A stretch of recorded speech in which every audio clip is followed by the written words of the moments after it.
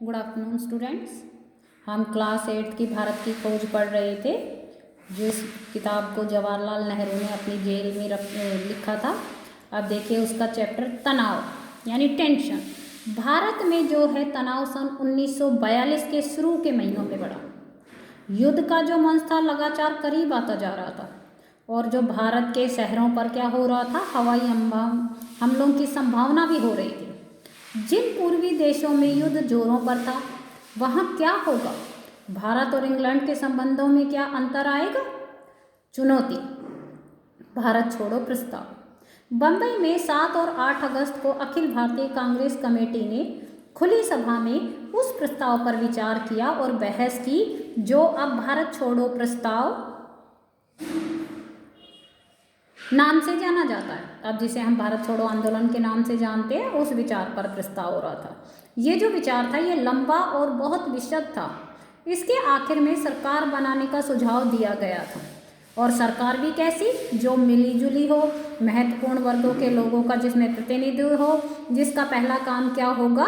मित्र शक्तियों के सहयोग से भारत की सुरक्षा और अपनी सारी हथियारबंद और अहिंसक शक्तियों के साथ भारी हमले को रोकना।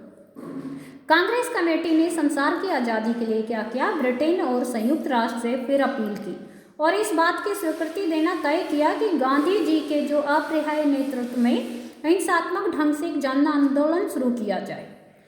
यह स्वीकृति उसी समय लागू होती जब गांधी जी ऐसा निर्णय लेते। आखिर में क्या कहा गया कि जो कमेटी है कांग्रेस के लिए शक्ति हासिल करना नहीं चाहती। ताकत जब भी आएगी तो वह भारत की सारी जनता की होगी।